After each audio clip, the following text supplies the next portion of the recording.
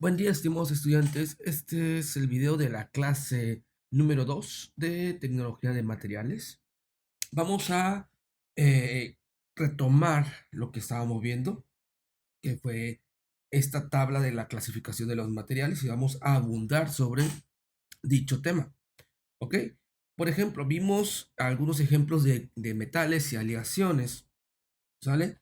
Pero nosotros sabemos que esta clasificación de metales y aleaciones incluyen aceros, aluminios, magnesio, zinc, hierro fundido, titanio, cobre y puede ser que también níquel es una clasificación.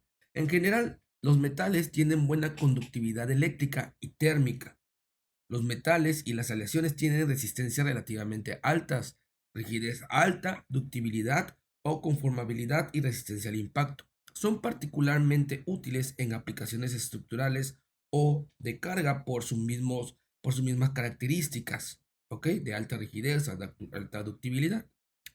Entonces, aunque en ocasiones se utilizan metales puros, las combinaciones de metales llamadas aleaciones proveen una mejora en una propiedad deseable en particular o permiten mejores combinaciones de las propiedades. La segunda, que son las cerámicas que vimos, cerámicas y vidrios, las cerámicas pueden definirse como materiales cristalinos inorgánicos. Las cerámicas son probablemente los materiales más naturales, y esto entre comillas. La arena de la playa y las rocas son ejemplos de cerámicas de procedencia natural. Las cerámicas avanzadas son materiales preparados por la refinación de cerámicas de procedencia natural y otros procesos especiales. Las cerámicas avanzadas se utilizan en los sustratos que albergan chips de computadora, sensores y activadores, capacitores, bujías de motores, inductores y aislantes eléctricos. Algunas cerámicas se utilizan como recubrimiento de barreras térmicas para proteger los sustratos que sean los sustratos metálicos en motores de turbinas. Las cerámicas también se utilizan en los productos de consumo como lo que son pinturas, plásticos, neumáticos y en aplicaciones industriales, tales como en losetas para transbordadores espaciales, soporte de catalizadores y los sensores de oxígeno utilizados en los automóviles. Las cerámicas tradicionales se utilizan para fabricar ladrillos, vajillas, sanitarios, refractarios, que son materiales resistentes al calor y abrasivos. En general, debido a la presencia de porosidad, o sea, de agujeros muy pequeños, las cerámicas tienden a ser quebradizas. Las cerámicas también deben calentarse a temperaturas muy altas antes de que éstas puedan fundirse. Las cerámicas son resistentes y duras, pero también son sumamente quebradizas. Por lo general, se preparan polvos finos de cerámica y se convierten en distintas formas. En las nuevas técnicas de procesamiento forman cerámica lo suficientemente resistente a la fractura, por lo que pueden utilizarse en aplicaciones de carga tales como impulsores de motores de turbina. Por ejemplo, aquí tengo yo una imagen de cómo podemos nosotros encontrar las diferentes variedades de cerámicas. Dice una variedad de componentes cerámicos complejos que incluyen impulsores y álabes, los cuales permiten que las turbinas operen de manera más eficiente a temperaturas más altas. Eso es unos ejemplos. Ahora bien, las cerámicas tienen una resistencia excepcional a la compresión, ¿ok? Y aquí el autor hace una pregunta. ¿Puede creer que el peso de un camión de bomberos puede soportarse utilizando 4 tazas de cerámica para café? Esto es un hecho. Al tener estas características de dureza en su conformidad, es capaz de aguantar muy altos pesos. Ahora bien, los vidrios y las vitocerámicas. Aquí lo podemos nosotros mencionar que serían en esta clasificación, ¿ok? En cerámicos entran estos de vidrios y vitocerámicas. El vidrio es un material amorfo, aunque no siempre, derivado de la sílice fundida. El término amorfo se refiere a materiales que no tienen un arreglo regular y periódico de átomos. La industria de la fibra óptica está basada en fibras ópticas fabricadas utilizando vidrios de sílice de alta pureza. Los vidrios también se utilizan en casas, automóviles, pantallas de computadora, televisores y cientos de otras aplicaciones. Y los vidrios pueden tratarse de manera térmica, o sea, pueden templarse para hacerlos mucho más resistentes. La formación de vidrio y la nucleación, o sea, la creación de cristales pequeños dentro de ellos por medio de un proceso térmico especial, crea materiales nuevos que se conocen como vitrocerámicas.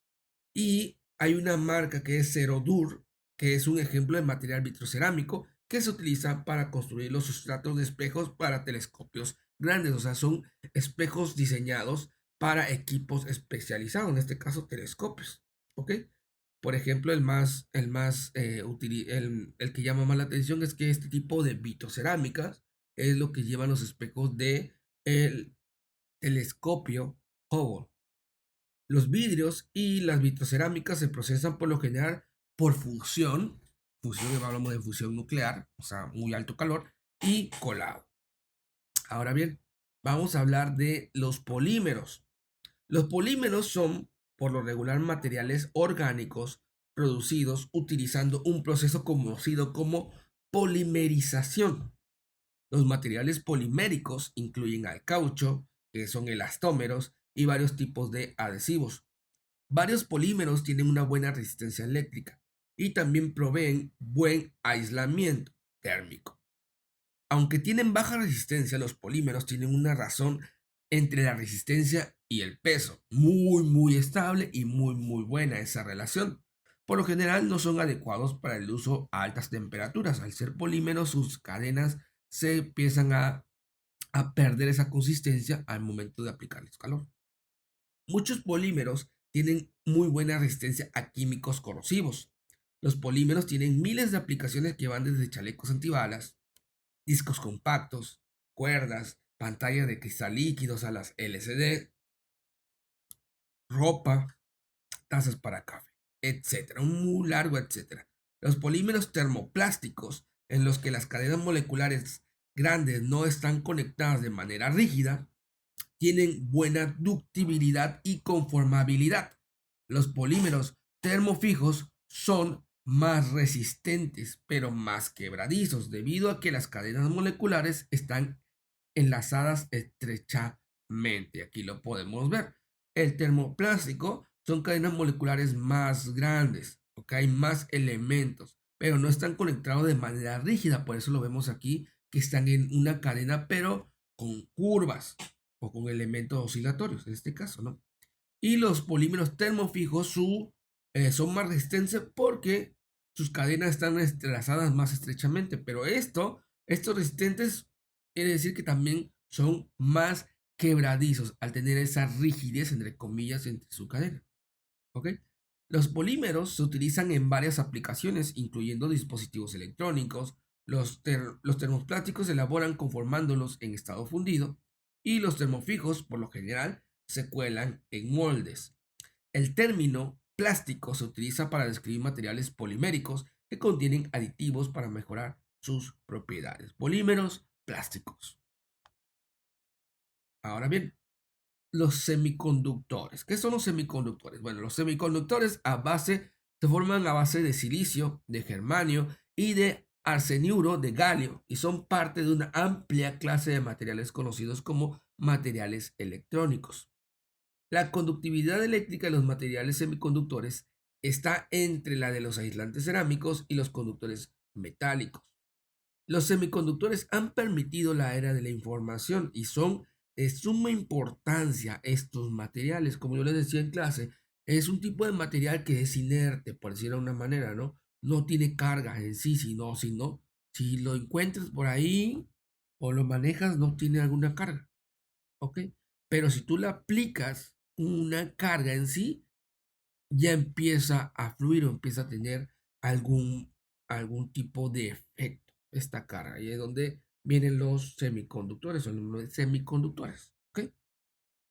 El nivel de conductividad se controla para permitir su uso en dispositivos electrónicos, tales como transistores, diodos, etcétera.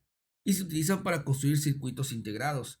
En muchas aplicaciones se necesitan monocristales grandes de semiconductores y estos se cultivan a partir de materiales fundidos.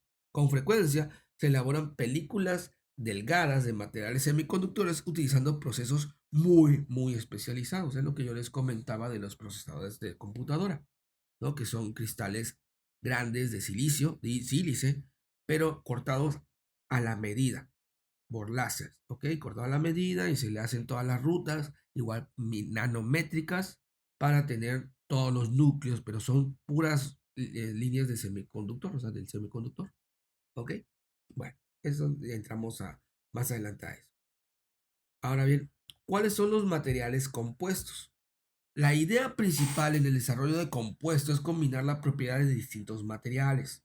Los compuestos se forman a partir de dos o más materiales, produciendo propiedades que no se encuentran en un solo material. El concreto, la madera laminada y fibra de vidrio son ejemplos de materiales compuestos. La fibra de vidrio se prepara dispersando fibras de vidrio en una matriz de polímero, y las fibras de vidrio hacen más rígida la matriz del polímero sin aumentar de manera significativa su densidad con los compuestos y se pueden producir materiales ligeros, resistentes y dúctiles y resistentes a altas temperaturas o pueden producirse herramientas de corte rígidas, pero resistentes al impacto que de otra manera se romperían. Y los aviones avanzados y los vehículos aeroespaciales dependen en gran medida de compuestos tales como polímeros reforzados con fibra de carbono, el equipamiento deportivo, tal como bicicletas, palos de golf, raquetas de tenis y similares, también hacen uso de distintos tipos de materiales compuestos que deben ser ligeros y rígidos. Ahora bien, ¿cuál es la clasificación funcional? Ahora por su función de los materiales. Los materiales se pueden clasificar con base en su función más, en sí la función es más importante que desempeñan es la mecánica, que es la estructural, la biológica, la eléctrica, la magnética u óptica. Esta clasificación de materiales la podemos ver en esta figura que está aquí como un sistema, ¿no? Un sistema solar, está dividido en categorías y subcategorías. La primera que podemos ver es la aeroespacial, que está aquí en la parte superior. Estos materiales ligeros, tales como madera y una aleación de aluminio, que de manera accidental endurece la aleación utilizada para hacer el motor aún más resistente, recogiendo cobre del molde utilizado para la fundición, fueron utilizados en el vuelo histórico de los hermanos Wright, un principio de cuando se creó la primera aeronave, ¿no? Las aleaciones de aluminio, los plásticos, la sílice para los losetas de los transbordadores espaciales, los materiales compuestos de carbono y muchos otros materiales pertenecen a esta categoría. ¿Ok? El cerodur, que son los vitrocerámicos, como mencionábamos, el silicio amorfo, que es la sílice, y todos los compuestos que se utilizan para las naves espaciales, aquí lo podemos encontrar. El segundo serían los biomédicos. Los huesos y dientes están hechos en parte de una cerámica formada de manera natural, conocida como hidroxiapatita. ¿Ok? Varios órganos artificiales, parte de reemplazo de huesos, cánulas cardiovasculares, aparatos de ortodoncia y otros componentes se fabrican utilizando diferentes plásticos, aleaciones de titanio y aceros inoxidables no metálicos. Los sistemas de imágenes ultrasónicas hacen uso de cerámicas conocidas como PZT, que son titanato de circonio y plomo, PZT. Y los imanes utilizados para la imagen de resonancia magnética hacen uso de superconductores metálicos de niobio con base de estaño. Aquí vemos que en esta clasificación está la hidroxiapatita, aleaciones de titanio, acero inoxidables, aleación con memoria de forma, plásticos y PZT o titanato de circonio y plomo. La tercera son los materiales electrónicos. Como se mencionó anteriormente, los semiconductores tales como los hechos por silicio se utilizan para fabricar circuitos integrados para chips de computadoras. Ahora bien, esta parte que es vatio, que sería el titanato de bario, esta parte que está por aquí debe estar la otra, no, aquí no la menciona, pero es Ta2 o 5, que es el óxido de tantalio, y muchos otros materiales dieléctricos se utilizan para fabricar capacitores, cerámicos y otros dispositivos. Los superconductores se utilizan en la fabricación de imanes poderosos. El cobre, el aluminio y otros metales se utilizan como conductores en la transmisión de energía y en la microelectrónica. Las siguientes son la tecnología de energía y tecnología ambiental. La industria nuclear utiliza materiales tales como el dióxido de uranio, el plutonio como combustibles. Otros numerosos materiales tales como vidrio y aceros inoxidables se utilizan en el manejo de materiales nucleares y desechos radioactivos.